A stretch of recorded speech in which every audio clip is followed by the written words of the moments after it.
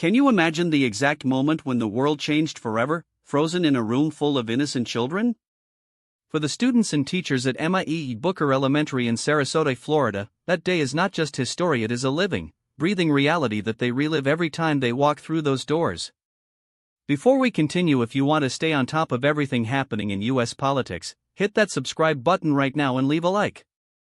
It really helps this channel grow and allows us to keep bringing you these deep dives into the events that shaped our nation. This week, the Tunnel to Towers Foundation brought a somber, heavy piece of history back to that very classroom.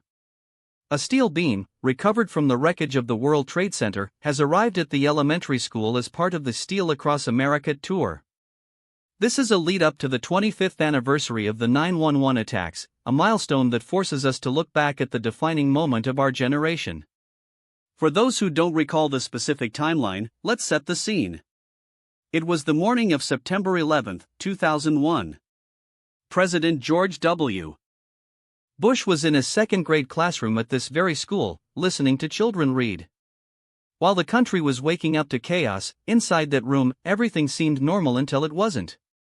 Andy Card, the White House chief of staff at the time, walked into that room and delivered the news that would send the entire world into a state of shock.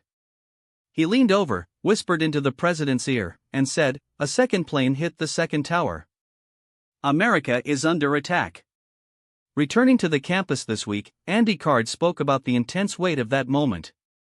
He described the feelings of duty, honor, and raw emotion that came rushing back the second he stepped onto that campus. Alongside him was the teacher, Sandra K. Daniels, who was managing that classroom while the Secret Service and the nation's fate hung in the balance.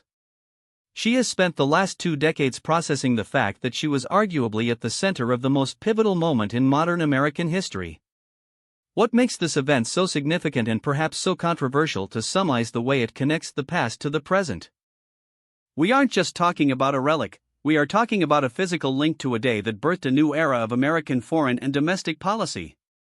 Former students who were in that classroom were also present at the ceremony.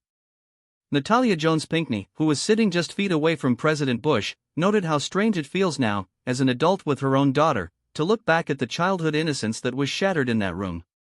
She mentioned that while she didn't fully grasp the magnitude of the horror at the time, she realizes now how that singular day, that single visit, dictated the trajectory of the world she grew up in. When we analyze events like this, we have to ask ourselves, does this obsession with the defining moment help us heal, or does it keep us stuck in a cycle of reliving our deepest national trauma? Is it appropriate to bring pieces of the World Trade Center into classrooms where the next generation is learning, or does it unfairly burden them with the weight of our past?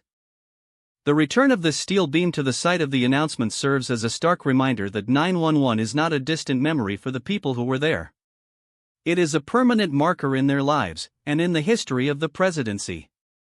As we approach the 25th anniversary, we see more artifacts being used to connect younger Americans to the events of that day. But at what cost? Are we ensuring we never forget, or are we turning history into a series of exhibits? So, I want to hear from you. Do you think bringing these artifacts to schools is a powerful way to teach history, or should we be trying to move forward rather than centering our focus on the tragedy? Drop your opinion in the comments below. I read every single one, and am curious to see how you feel about the legacy of that day. History is never truly in the past. It's right here, waiting for us to either learn from it or repeat it. Stay tuned as we continue to track how the nation commemorates these milestones. Thank you for watching, and we'll see you in the next video.